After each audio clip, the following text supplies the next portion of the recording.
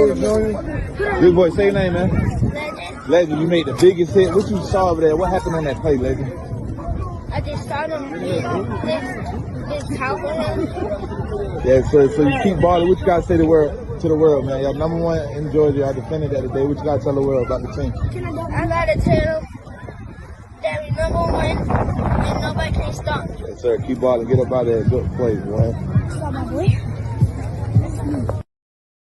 What's up, y'all? Welcome back to another episode at SGDS Same Goals Different Struggle Podcast. I am your host, AJ. This is episode number 74. If you if you are new to my channel, you've never been before, I do speak about music, sports, politics, relationships, a little bit of everything. Today won't be one of them super long ones because I've been doing super long ones like all week. This one. Just gonna be real plain and simple. If you like what you hear, please leave a like on the video, subscribe, thumbs up. If you don't like it, leave your little bullshit comments. Let me know. People do it all the fucking time. I read everything. I reply to some things. I don't reply. Just depending on how I feel, man. Today, y'all, I'm gonna talk about my Atlanta Falcons. Usually, man, these last few weeks I have not had nothing really good to say about my Falcons. So today, man, they won. I can't look. They won. So I gotta give them credit when credit is due, and I gotta show them love, bro. Like, cause usually when they get on, like they lose, I bash them. I talk mad shit, but I got some clips from the game last night, man, that I'm just like real proud of, man, and I'm so thankful that that I don't know what the fuck got into Zach Robinson as an offensive coordinator, but somebody, I don't know, God just knocked that nigga over his head one day and just finally say, get Kyle Pitts involved in the fucking offense. But he has finally got Kyle Pitts in the fucking offense and not running these simple ass middle school routes. He's put him in different positions and everything. And Kyle Pitts had one of the best tight end games of all time. He put himself on. I forgot the record that he broke, or that he haven't reached since 1996 with Shannon Sharp. I think it was a wide receiver reaching over 150 yards, and I forgot what the thing. I got to look it up, but I'm just proud of this man.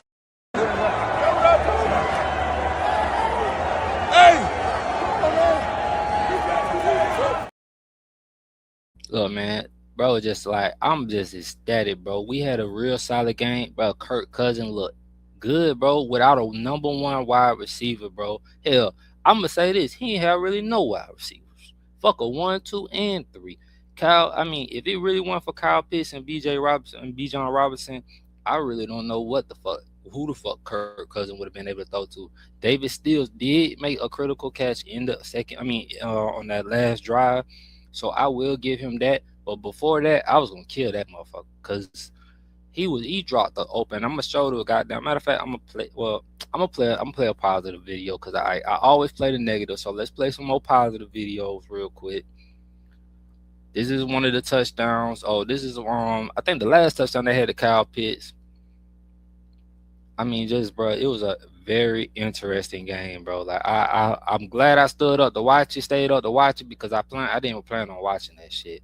And it was just a very exciting game, man. And we made the fucking field goal at the end, y'all. After 3, this is our 3rd kicker of the year. And we finally found a kicker that can execute when we need him to execute, man. And it was just an exciting game to watch, man. I know Tampa Bay is sick to their fucking stomach. Shout out to all the Tampa Bay fans, too, and all the goddamn people that I know that's Tampa Bay fans, man. I know y'all sick. Even though I don't speak to y'all, I hope y'all sick as shit. I hope you sick to your motherfucking stomach. You know what I mean? And I really can't talk much shit because y'all still have a chance to make the playoffs, whatever. But it was just glad to see us execute and actually win. What's this? Yeah, that's the kid. So I'm gonna play Cal's Pitts press conference after the game and Raheem Moore's press conference. This guy and I talked this week, and I said we're going to have to talk now from now on. That's right. You've really in the last 3 weeks. I think obviously tonight was a big night because of touchdowns, but you've been really stepping things up for your team, knowing that you had Drake was out and you needed to. Tell me about tonight, though. 11 grabs, 166 yards, and 3 touchdowns. First, just thank God. You know, it's kind of the competitive mindset. Just our brother went down and he's been out for a couple weeks, but it's my time to step up and fill in for him and do what I can for this offense to contribute to do what I get the ball down the field. I mean, Kyle, you made catches with guys draped all over you. Decisions, the little option route you had where you got leverage to the inside, you bounced it back outside. Just tell me about your thought process and how dialed you were in. Yeah, just this week, just studying film as much as I can. It was a short week, but it's a division opponent, so we kind of have a beat on them and play them twice a year. So just kind of whenever I get that chance, just go out there and win my matchup. You and I talked about Tampa. I don't know what it is. I know you had good games against Jets. You've had a lot of good games. This is your first 100-yard game since your rookie year now. Yeah. Tell me about that and what is it about Tampa? It's in due time. God's timing is everything, and today was a day, and it fell my way. All right, tell me, you're a confident dude, you're a quiet guy, and you don't go around banging your chest and all this kind of stuff. But what does this do for you moving forward, thinking, you know what, I am all that? I mean, it's great, and that's just always in the back of your mind as a competitor. And when we get these opportunities, especially on a prime time night, you got to show up and do prime time things. Well, you did prime time stuff. Thank you, brother. Appreciate Thank you.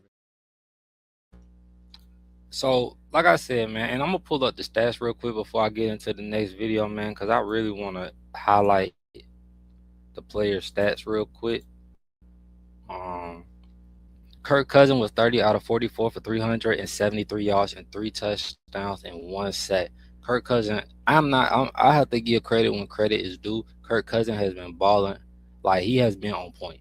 Even when in the games we have been losing, a lot of this shit have really been on Kirk Cousins. It's been drop balls. If them balls would have been catch it, things would have been a little different, man. As you see, Bijan Robinson had 19 carries for 93 yards. Tyler Jill only had 2 carries, but solid for 2 carries, 18 yards. But so then we got Kyle Pitts, who had 11 receptions. I think he had 100 yards in the first half.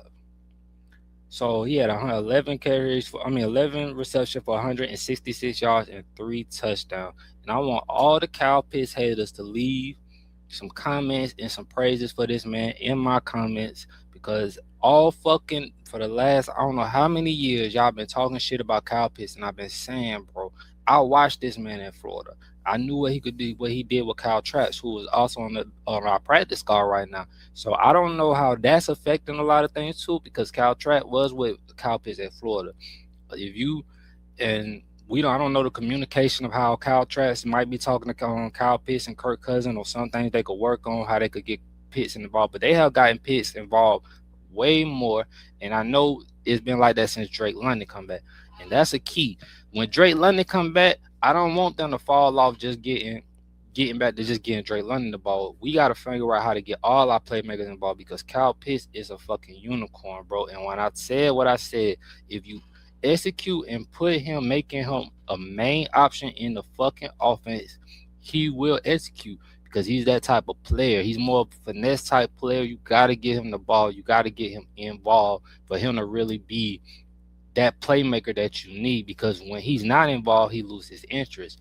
AKA, mind you, I seen my little nephew go through the same thing in the game yesterday. Y'all out? Stephon, you out? All right, love you. Be good. All right, see you later. And then, that was just, man, and I'll speak on that game either, man, because I was proud. My nephew and his team lost yesterday, man, but it wasn't their fault, and I'll speak on that shit a little later, because that was some negative shit, and I don't want to be negative right now. And then next you got Bijan Robinson, who has stepped up as another wide receiver for us with Drake London being out. So really, these two right here has been our playmakers, Kyle Pitts and Bijan Robinson. Damn, I didn't even know David Sills had 6 catches. I'm going to be so goddamn real. And I watched the first game. I don't even remember the 6 catches. I only remember 1, and that's a shame. I don't even remember them well, yeah, I do. I remember, but I do remember this motherfucker costing us a fumble, almost costing us a fumble. Darnell Mooney needs to be cut. If he's not a good second wide receiver, he's not even a good third to me, bro. For you not to be stepping up and our top wide receiver is out, and really you haven't done shit, I just feel like you a waste of roster spot, bro. And I don't understand why we haven't given Chris Blair or Nick Nash a chance, bro. Dylan Drummond and David Stills to me are not NFL wide receivers. But what I will say about David Stills, and my bro Jared did point this out to me, that motherfucker can run some routes. If that's the reason that nigga is in, I understand. He gonna have to put some super glue. He need to go watch the Little Giants or something and do like the little black boy did in the Little Giants. Put some super glue on your fucking hands and get it together. Because he almost really dropped the last ball. He almost stumbled. And I'm a matter of fact, let me see something. I think I got that video right. Let me stop sharing this real quick. Where that video at? Well, let me play the drop by first. So this is the one of the ones he dropped. Look at this shit. Right through your motherfucking hands, bro. And this ain't the first time I've seen like he's done this shit. He's been doing this shit all season long. But like I said, he did step up and make a critical catch at the end. So I will give him that. You going, Vaughn? All right, let me know. You know what I mean? So that was just, that could have been a touchdown for us. You feel me? We wouldn't even have to go through half of the shit we went through if we had that play. So now I'm going to also play Raheem Morris, who was so fucking excited. I guess he feel like he going to keep his job. Mind you, and I want the people in the chat, all my Atlanta Falcons fans, do y'all feel like Raheem Morris deserves another shot? Do you feel like if he come back next year that shit will be different? And if he does come back, who do y'all think? Do you think we should bring Kirk Cousins back? A thrilling victory. Raheem, there's just so many things that went on in the game that were going against you. I know you can't really get in depth, and it's me talking. 18 penalties, only 3 on the other team. I mean, I got to get you to comment on that. You know, everything about that is gray matter for us, man. You just keep playing.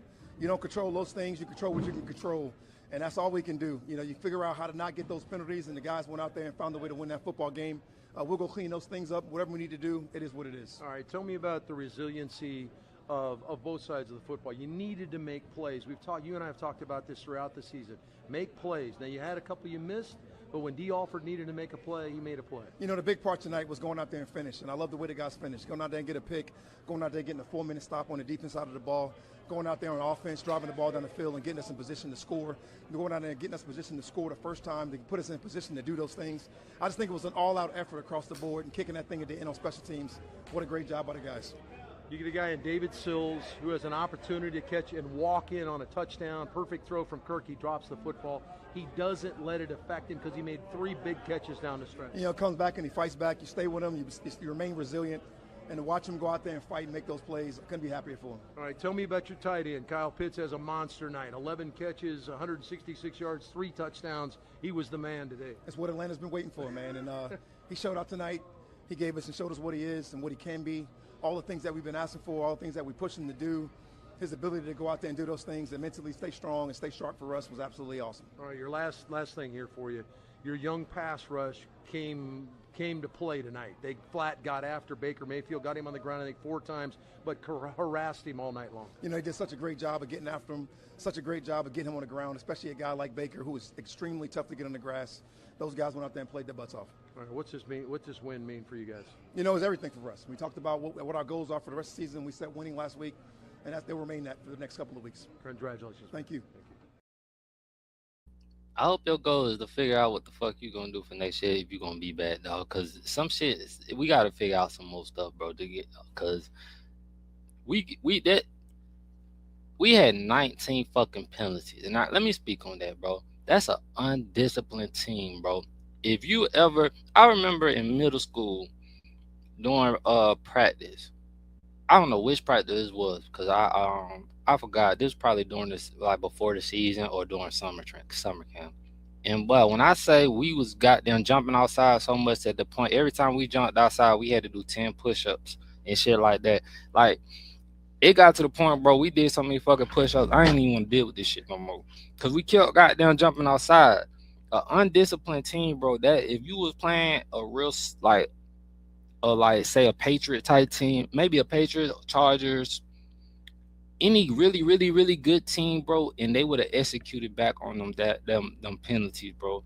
We was really blessed and lucky to come out of this win with all the fucking penalties we had, because we was really shooting ourselves in the fucking foot last night, bro, with fumbles. Bijan had a costly fumble, even though he showed out last night. He had a costly fumble. We had some shit that, you know what I mean, that could have cost us the game. Jesse Bates had a pretty good game. James Pierce Jr. If you have been a subscriber to me before, and if you used to watch me, Q, back in the day, or just all me, Q, Jared, Nate, all of us on the shit we've been doing, you will see I was been talking about. I said either I wanted us to draft James Pierce Jr. or Mike fucking Green. Bro, I should be a scouting reporter, dog.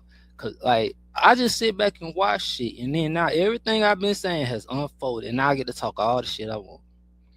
I love and you know how I feel about talking shit. I've been talking shit since I was younger, so it feels good when I'm able to talk shit. But nah, my bros also been right about Jalen Walker. They was right about Xavier Watts. He's been a stud too. I think Xavier Watts still got to work on some coverage. He be slipping in cover sometimes, just taking a few bad angles, but that could easily be worked on. He's still young. And then my favorite one is Billy Bowman, man. I miss Billy Bowman. But God, Jesus, pray before I say this. We might have to bring back the offer. Dang, I can't believe I just said that on live. But I know my nigga Q-Bot is probably rolling, laughing his ass off up there, bro.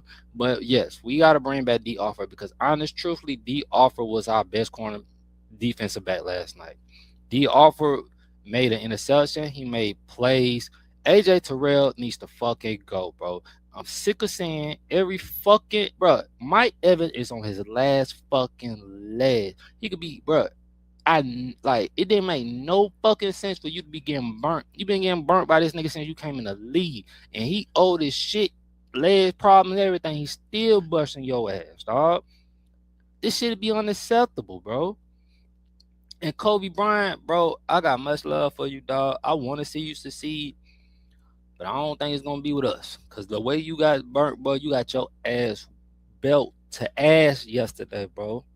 You just getting your ass burnt, bro. And I thank God that we was able to just to maintain and be able to fucking stay in the game without costing us the game with all the shit that you was caught. But he did make a key play on Mike Evans. I think he got Mike Evans injured and that fucked up something. But Mike Evans did come back. But the secondary just sorry, dog. It from our cornerbacks, that shit is unfucking acceptable. And I need to know who the fuck is the defensive coordinator. I mean, our defensive back coach, because this shit ain't working. Mike Hughes sucks. Kobe sucks. And they ain't even gave Chris Henderson a goddamn try. And I'm like, why the fuck would you bring him up out the practice squad and you ain't even gonna give him a chance to play in here? I would like to see what the fuck he can do, because we ain't got nobody that can really cover on our team no more. AJ Terrell, to me, I've said this before. He's decent when he want to be, but to me, I feel like we need to draft. I wish we could have got Chris Gonzalez in the draft when it was a few years back, but or like what's the dude from Denver, Patrick Surtain, I believe that's his name, the second. Like somebody like that, bro. We need a real solid, or Derek Stingley, bro. When Derek Stingley was at LSU, bro, I think I texted Jared or Q.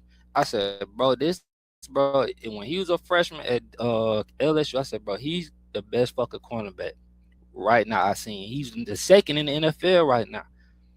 Like, bro, if I could really do this scouting shit, dog. Feel me? Like, we've been playing ball, like we really know talent. Like, me and my crew really know talent. Like, all the shit we've been saying is coming together. Brandon Doris had his 7 sack. Like, bro, we've been talking about Brandon Doris on here for I don't know how fucking long. You get me? So all the shit that we talking about is coming into play, bro. You gotta understand the game. You gotta understand talent, and you gotta watch how they play and what best ways to make them execute and how they can execute. You feel me? The refereeing sucked last night. I don't know what the fuck they was on last night, but I'm just blessed, man, that we came out of that game and won, bro. I'm gonna play a few more clips from the game.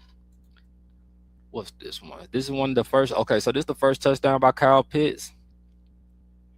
I mean, just had a solid game, bro. Like, not even solid, excellent fucking game, bro. Showed out. But what I will tell Kyle Pitts we're gonna have to work on is the fucking celebration dance, bro. Cause every time he get in the end zone, he be doing some crazy ass dances that I just be like, bro, what the fuck is you doing, family? James Pierce Jr., another fucking sack, 6 weeks in a fucking row. And my bro Jared said, if he put when he put some get in that weight room, put some weight on, oh, it's gonna be trouble. And I believe him, bro, because he's gonna be trouble for the next few years, bro. I really think that we didn't found our defensive ends players. Like, we haven't had a great defensive end since John Abraham. And we talking, but that's like maybe 15 years ago, bro. Like, we haven't had a defensive end like this. I'm not even gonna put Vic Beasley in this because I never, like, even Vic Beasley had that one good year and he had a solid year after that. I just feel like James Pierce Jr. is gonna be more solid than that. I really think he's gonna be more better than Vic Beasley was, and he's just gonna be solid. So this was a controversial that tight end. I mean, this was a controversial. They was questioning this touchdown right here, and like I told my bro Nate, they can't overturn this shit because they called it on the field a touchdown, and you don't have enough evidence to really say that he was out or in. So once you call it on the field, I said, fuck that shit. If they was going to overturn this shit, but I was going to throw my fucking phone, bro. Like, that shit, I was just glad the referees did they fucking job. They was right what they did on this. They called it right. It was a touchdown. I believe it was a touchdown. And this is my last video. What? Bijan is a fucking, like, I can't even explain, all Madden type player, bro. Like, he's a fucking cheat code. Like, and I just wish, bro, if we had better coaching, Bijan would be in his first playoffs right now. We'd be headed probably to trying to get ready for the playoffs. We just need better coaching. And that's why I say I don't know if we need to bring back Raheem Morris or do we need to fire him and find a better coach. When you look at a Ben Johnson or a Mike Vabro, whatever his name is, at New England, or just some of these coaches that we had interviewed and that's doing good right now and with other teams, you be like, damn, what would have been if we had hired them? And what would our offense would have been if we hired them? Mind you, I believe Raheem Morris could be a good defensive coordinator. I just don't know if he could really lead the team for a whole full 17 season. It's just been too much problems, too much chaos. But what I will give him this is you have to give him credit for these people still fighting. Like, even though the last game they gave up, they came back this game and still fought without no wide receivers. Because I'm not counting Darnell Mooney, David Seals, or Dylan Drummond as a fucking wide receiver. I don't know what the fuck they are, but they are not, to me, wide receiver. They just sorry. But you had, like, and you still throw for, like I said, Kirk Cousins still threw for 370-something yards, and they had a stellar game, bro. So, like, you got to give credit what credit is due. Baker Mayfield, bro, I don't know what the fuck you gonna do, but you costing your team, bro. Like, he look like the old Baker Mayfield. He's looking like the old Baker Mayfield. Baker Mayfield, what do he have? He only had one interception. He was 19 out of 37 for 277 yards, 2 touchdowns, but 5 fucking sacks. Look at these sacks, bro. We have become a fucking sack machine. If we do fire Raheem Morris, we gotta bring back our defense coordinator, bro. Cause we ain't never had no, like, we ain't been like no sack team like this in a long time. So I'm thinking, bro, that, and I know our owner, his soft ass have too much of a heart. He ain't like me. I'm cold-hearted than a mother. I'll fire your ass during the middle of the season. I'm just like that. But I just feel like, you know what I mean, they're going to give Raheem Morris another chance, especially with the quarterback situation and all the, like, injuries that we have on offense this year. And with the team still fighting, I still see that, all right, they haven't given up on him. They're still playing for him and whatever. So in the NFC South is always up for grabs. Like, ain't no real, like no team that you're going to be like, okay, this is the team that's going to always be number one in this NFC South. It's always a fight, and usually it's between 2 or 3 teams every year. This year's Carolina and Tampa, but if we get a solid, that's why I say if we going to bring back Raheem Morris, we might as well bring back Kirk. I know Nate keep talking about we didn't pay him this much, this is that. That's the point I feel like we should bring him back. We already paid the nigga. Shit, we might as well put his ass to work. I'm not finna pay you. Then you go somewhere else, and he still got what 2 more years left on his contract, bro. This only his second year with us. He still got 2 more. He signed a 4-year, $100 million contract. Bring his ass back. Let Michael Penix Jr. recover, do what he do. Bring, because like I said, Kirk ain't been playing bad. Motherfucker just been dropping the ball. They finally caught the ball, been doing their thing. Kyle Pitts really been balling, the only one balling out. But he been like, I think we should bring Kirk back. And I know people like, you sound like a fucking hypocrite because you don't even really fuck with Kirk. Yes, I know that. But you got to think, we don't have a first round draft pick. So if we let Kirk go, we're going to be looking for a quarterback. That means we're going to have to spend either a draft pick or we're going to have to sign somebody and spend more money on bringing a fucking quarterback in when we got too many fucking holes we need to fix. And them cornerbacks need to fucking go. I know and we still need another linebacker. I get at that. I do still need another linebacker because Debo, and he cool and everything, but like I fuck with Debo, but we do need another linebacker. I like my defense tackles. I like Brandon Doors. I'm not cool on Ruka like that. David Omata had an okay game. I don't know what Kevin Streets was, but they was solid. Whatever. London had I think London had a sack as well. So I'm not really too, you know what I mean? We need to go ahead, sign Kyle Pitts. Kyle Pitts deserve his money from this year. He's showing you what can happen if you put him inside the offense, if you make him a focal point of the offense. Mind you, I know we got Drake London. We're gonna have to figure out and B. John Robinson and Tyler Jill. We're gonna have to find out how to use our weapons better. That's something if we're gonna bring back this coaching staff, they're gonna have to figure this shit out. Mind you, it is their first year together as far as the well, no, it's not. This Zach Robinson's second year. It's our defense coordinator first year. So we got to do something. We might need to find another special team coach.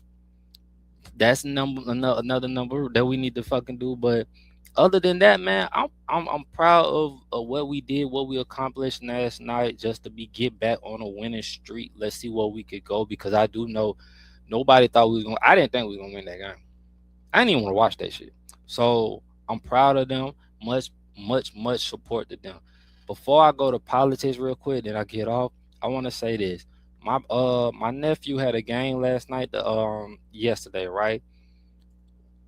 A close game, just like the Atlanta Falcons and everything. What I want to say is this, and I want to say this, and I'm trying to watch my words, because I don't. I'm trying.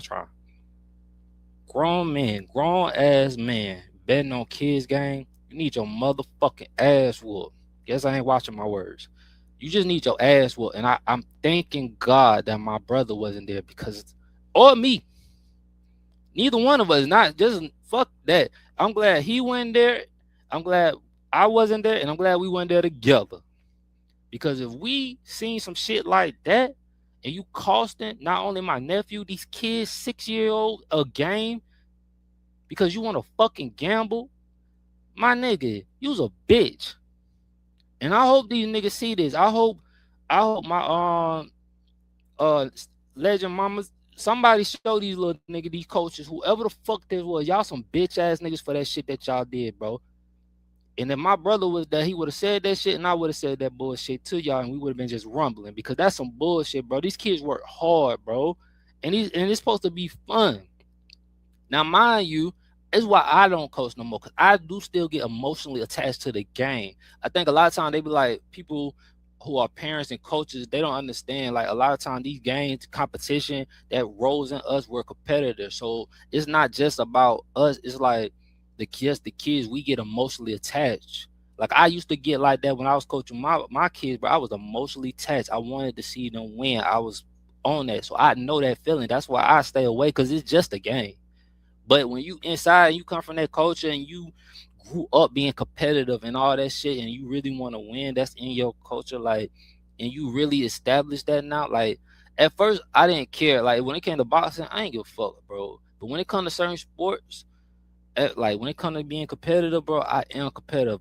When we used to be playing games growing up, Q, Jared, they'll tell you, bro, I was the worst one. I would always get mad when I lose, bro. Like, I hate losing. I was the meanest motherfucker, but I break my fucking, I would throw that controller. Now I'm gotten better.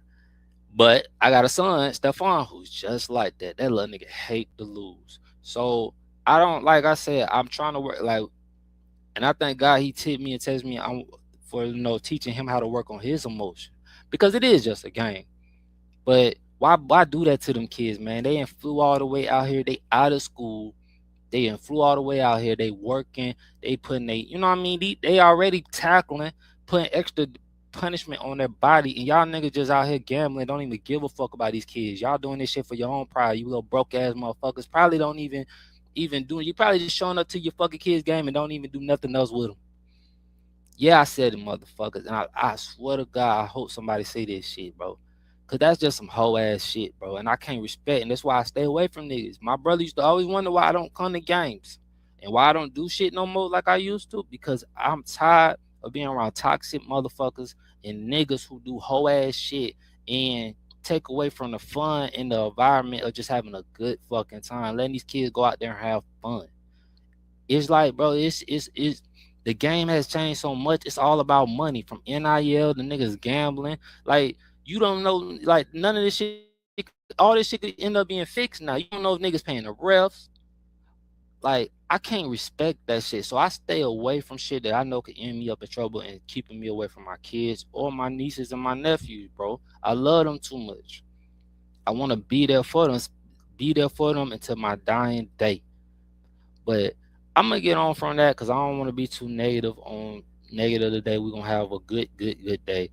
All right, y'all. So I'm gonna get on to some politics before I get the fuck up out of here. I want to speak on Miss Joy Reid. Reid is, I believe, a politician, but Miss Joy Reid I guess she's been having this back and forth with Stephen A. Smith, and she's saying that Stephen A. Smith was paid $100 million. This probably ain't even politics, but I think she is on CNN. I don't know. This ain't. I don't know. I think she is a politician, but I'm gonna just speak on this real quick. I hate, like, and I know, like, as black people, we feel like we shouldn't talk or criticize each other, but I feel like we could criticize each other in a way where it shouldn't be in a down. We should be so sensitive to what we're doing. Like, we shouldn't be so sensitive about criticism. We all are hired to do something. Y'all are hired to do a job. Criticism and being honest is what we do. But I do think, Ms. Joy Reid, it could be right, because you got to look at how Stephen A. Smith went so hard at Kyrie and just certain black players. He go hard at LeBron. He go harder on a black player, and I've been saying this shit for the longest. He acts like an Uncle Tom, and then when you call him out on being Uncle Tom, he want to say the black community this and that, this and that, this and that. Bro, it's obvious. Even T.O., I've said this shit on the last video with him and Max. T.O. called it out too. People think Max was more blacker than Stephen A. And I think that's what got Stephen A. the feeling. That's what took him over the edge when a motherfucker criticize you and call another white man more blacker than you, and you feel some type of way. But bro, that's who, like, I mean, it is what it is, my nigga. You gotta accept that shit. And as a black woman, Miss Joy Reid, I just want to say this. It's just, I hate and I love our black women, but to me, it's like this. When we criticize black women, it's a problem. It's like we don't like black women. We are disgrace. We don't like our mamas. We don't like this. Like, every black male don't get along with their mama. That doesn't mean, and we could say the same about a black woman and their father. You don't like your fucking father.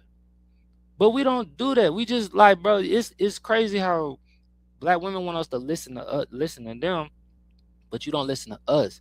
And we have been going through this shit for so long. That's why black males are tired and they're speaking out way more and more, because it's like the black woman has devalued a masculine black man, or a man who stands on his morals and values, or just speaks out. Just because we speak out, or just because we might not support this black woman, does not mean we don't support we don't support black women. I might not just like that black woman. Now, to me, it's crazy, because if we don't support Jasmine Crockett, we don't like black women. But if we support Candace Owens, we a traitor. Ain't she black? Ain't Jasmine Crockett black? What the fuck does it matter? Like, I don't get this shit. And then it's like, it's the same thing y'all do all the time with this Democrat and Republican shit. Like, you want to support Joe Biden and his goddamn scheming ass, or Bill Clinton with his pedophile ass, allegedly, and you get mad at people who support Trump. I don't think a lot of black people or black men they like Trump. They just respect his policy, and that's where black women. And I'm just speaking of black women because I don't deal. And you have to get out of your emotions. And I've been working with my daughter like that. Get out your feelings and get out your emotions. And when we talk at certain things, especially when it comes to business and finances, because what black women don't understand is this: when it comes down to man and his finance, that means something, because we get shitted on for being broke. Mind you, if the policies are set up, or we feel like things are set up in a way where we're not going to be able to provide or be the man that we need, that's going to be a fucking problem. Because why? You're going to have these women that come shit on us like y'all already do. You feel me? You already do. You get on these podcasts, and I'm going to speak on this.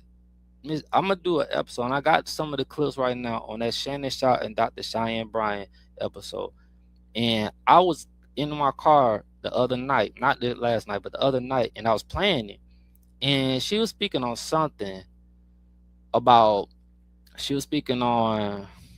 she speaking on? Oh, a man, say her boyfriend didn't tell her about an ex or somebody emailing him about whatever. And she made a big deal about it because she said that it's like you're keeping secrets. I'm gonna get the clip, but the woman in the back, she's like, I don't agree with it. Could have been a day, anything deal, because it's like you're not gonna tell me every dude that come hollering at you. And that's why I say Dr. Cheyenne Bryan, she's an attention seeker. She like attention. And I hate to say this, she reminds me a lot of my daughter, because I see how she's close to her father. And she was saying something, she reminds me something, and it's still things I'm working on with my daughter, with attention and doing certain things that it's not gonna be in the favor of you, baby. Like, I don't want you thinking like that or having that same time mindset. When you grow up with your father, sometimes I see the difference of a female. And we could question, I see she talks a lot about her relationship with her father, but I don't really see her as much talk about the relationship that she has with her mother. And see, that could be a problem too, because a father can't teach you how to be a woman. I can't teach my daughter how to be a woman or submit to a man. I can't teach you that. I don't submit to no man, so I don't know how to fucking do that shit. Like, that ain't how we get down. All I could teach you is what I know as a man.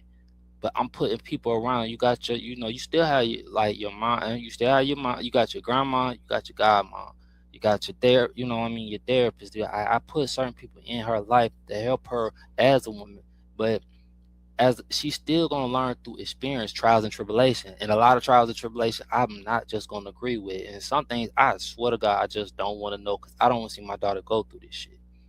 But it's just a lot, man. But I ain't gonna speak too much on that because I haven't got through the whole episode yet. I just been having a lot going on. But back to the Joy and Stephen A. Smith situation. I just think, man, you just hate to see two black people go at it, and we do this a lot. And I remember Dane Dad said some real shit. Let the white people try to come at us, bro. Like don't always try to look down each other. Mind you, everybody that's black ain't black. Everybody that's black ain't kinfolk. So don't expect me to goddamn just be trying to be this that because motherfucker black. Nah, bro. Look at Jason Wilcock. That motherfucker talk shit about black people all the time, bro. All the time, like a Uncle Ruckus. Like, so you certain black people, dog, and Stephen A. Smith is on that list. You got Rolling Fat Ass on that list. It's a lot of them type of motherfuckers on that list. Like, you could be critical of somebody, you could give your opinion on somebody, but just trying to bring a person down, man, or just not seeing them do good, bro. Like, when Stephen A. Smith was going at Kyrie, bro, during that period of time, bro, I was like, what type of shit is this for you to get on here and dance for you to white the because it's all you, my bosses. But nigga, you ain't, but who? I ain't even finna play them type of games, dog. Like even saying that shit, but I just really think Stephen A need to look in the mirror, bro. And money don't change people. Money just shows you who you really are. But to me, right, and I have a problem with this. It's like we get called out as black men for when we date outside the race, and we get belittled and everything, and all this shit that we coons and everything when we date or we talk outside the race. But when a black person do it, like Serena Williams, she's married to a white man. You got fucking her sister's dating, I think, pregnant by a white man. Why are we not able to call these people out too? Like this shit is not fair. Like y'all want equal rights, but y'all ain't making things equal. Don't try to be equal with us or want equal rights or want everything to be equal, but you don't treat it equal. You don't treat it like it's supposed to be. Like we have lost where black love. We lost that ability to love each other as black people. We literally find every reason to downplay or feel like we could tell each other it should be this and that. To me, you just need to find people that fuck with you and love you for you, bro. Like at the end of the day, cause we so fucked up as in the head, and our attention span so short that we don't even really be listening to motherfuckers for so long. Like when I do these long little videos, bro, I be so surprised with people who really sit here and watch this shit. That's why I've been posting mostly clips, because I know motherfuckers' attention span ain't that long. Motherfuckers don't sit here no more and just really pay attention and listen. We got to get back to that, man. But I'm not really gonna go too much into politics today, because that wasn't my goal at all. But I do want to play this last video. This ain't got nothing to do with politics. It's just something I seen my homeboy CJ post, and I posted this shit. It's a female, and I want y'all just to listen to this shit before I speak on it. To see where your mind is. So I'm gonna let you ask the question because you are the initiator, and I'll follow that. Okay. So what does your initial first date look like with a man? My initial first date is asking him where he wants to bring me. And daytime, is he a planner? So I will know kind of where he's at and what he has in store and what type of life I would be walking into. So my initial first date would be up to the man. I would not want to be the one planning that. Yeah, okay. Well, I wasn't saying like plan, like what type of stuff would you like to do on the first date, as far as, are you into? I want to do what he wants to do. Oh, I like that. Yeah. Okay. Because I'm there to learn him. Yeah. And I'm there to know him. But he got to learn you too, though. And he'll learn me when I walk into his world. Okay. God damn. Okay. So most women, and it was a post where one of my homegirls on Facebook, she was like about being a woman being submissive as a girlfriend and being submissive as a wife. So you shouldn't be submissive as a girlfriend. You only should be submissive as a wife. And I think she just be going crazy sometimes. But it's just nice to see that it's still females out here that think like that, because like I said, Mr. Dr. Cheyenne Bryan was talking about how Cardi B entered Offset world, and he had 3 kids. Then she ended up being this, and that. First of all, he had 3 kids, and she accepted them 3 kids like they was hers. Plus, she got married. See, that's what be so crazy from a female that swears she a doctor, that swears she ain't been proposed 3 or 4 times. And I be telling my homegirl got the same thing, talking about she ain't been proposed 3 fucking times. Why the fuck you ain't want to get married? And this is my thing. If a man feel like he was supposed to propose to you and whatever, or he all these 3 times, 3 different men proposed to you, something wrong with you if you don't want to get married. It's something inside of you that you're looking to make victimized in him and saying that, oh, we're not ready, or you're not ready to do this and that. No, you might not be ready. Or you might not just want to get married. That's cool. But it's still something, because I've always said this shit, and I told my bro Jared this, bro, marriage was never on my motherfucking mind growing up. And it was just never something I cared about. But most girls that I knew did want to get married. So now, and this is the narrative that she's putting out. Like, people be trying to act like they the shit, this, and that. But the narrative of we have been pushing out, is, as far as what black women have been pushing out, is abortion and all this shit. Like, during that period of time when Kamala was running her waist, you was running it off abortion, transgender. All right, you're devaluing your own self. And for this world to be how it's supposed to be, you gotta you gotta have more kids. You gotta I'm fucking up my words, but you gotta have more kids. You gotta, even if they not yours. Like, why is it a problem about having kids or accepting kids that's not yours? Because blood, I'm gonna be real with you. Blood, I know people that's blood related and they don't even fuck with their own kids. A lot of males don't even take care of their own kids, but I know males who will take care of their, or be a stepfather before they be a real father of their own fucking kids. So that bullshit she talking is like, it's crazy to me. Like, sometimes people just be trying to say some shit, and then you got Shannon Sharp who's not gonna rebuttal that shit. He's not gonna question her. That's why I do respect Paul Pierce, because Paul Pierce actually checked her, and a lot of males won't check her. Shannon grew up in a different environment. I don't even got time for that shit. But you gotta have the I want to say the intelligence, or you gotta really come with some smarts when you talking to a woman like that, because she'll say a whole bunch of shit and have you thinking and questioning your damn self. But then you gotta really, all right, let me flip it on you. Take some of your accountabilities and your flaws, because to me, if you've been proposed to 3 different times, right? That means I'm pretty 9 times out of 10. And I hate when people bring up the Bible, like, because they like to bring up certain parts of the Bible. She brought up the part of something in the Bible, but I'm like, you out here having sex before marriage. Don't talk to me about the Bible if you're not going to go by everything in the Bible, because you like to pinpoint certain things. You like to pick and choose what makes your point valuable. Nah, because you're having sex out of marriage, so that's still a sin. But don't try shit with me, dog. I hate shit like that. You trying to find a way to make me look like, bitch? No, you still busting it opening your fucking legs. And look, if you watch the episode, look how she act when that dark look again in her.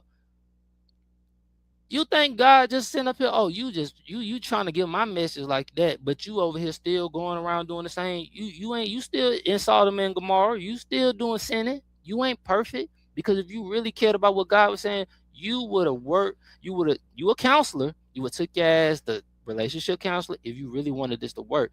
But then it's attention seeking. And I'm gonna really break that shit down when I watch it. She's an attention seeker person. Everything has to be about her. The attention has to be on her. She loves that. I ain't got time for that. I don't give a fuck if I had kids or not, bro.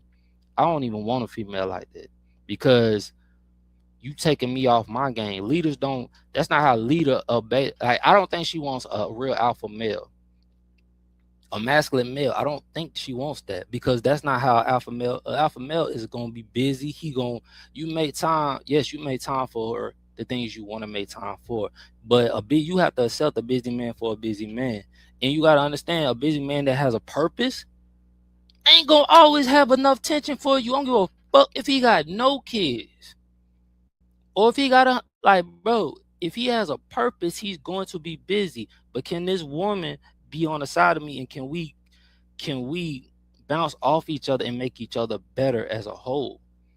Because that's what we're supposed to do. But it seems like it's just all about her. Yeah, she say a lot of good things and say, oh, she could do this and that and this and that. But to me, man, it just be seeming like a lot of bullshit. Feel me? Like, and I've dated so many different type of females, and I've had conversations with so many different types, especially just not in my age group, because I don't really talk to too many females in my age group. It's always older females. So, and shit, they be older than her. I'm not gonna say how old, because my mama watches this. All my mamas watches this. So I'm not gonna say how old these women are, and we're not even gonna speak on my goddamn my life, because I don't need my kids knowing what the fuck I do behind, you know what I mean? Because I don't try to promote that type of life that I am. I'm still working on me. I think a lot of times with people like that, they like to point the blame and try to make it seem like this, and that, but they still have stuff they're fighting inside. Because I can tell you right now, I still got demons I'm fighting. I still got shit I'm working on.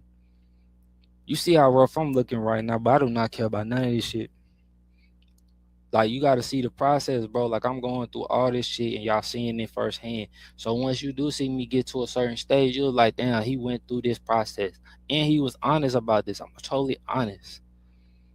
I ain't gonna try to lead you the wrong way. I ain't gonna play no games with you. I'm gonna be honest with you. I'm about fucked up. And I'm still working on that. But you gotta make sure that you're not allowing that type of people that still fucked up inside of you too. But I'm done for the day, y'all. I ain't even feel like really getting up on here, and I've been up here longer than I want to. So I'm gonna get at y'all. This is the Same Goal, Different Struggle podcast. I am AJ Brown. Like I said, if you do like what you hear, you like the channel, please subscribe, like, clip, do what you got to do to get the message out. I appreciate all my supporters, all the people that really rock with me. And I'm out, y'all. One, rest in peace, my brother Q.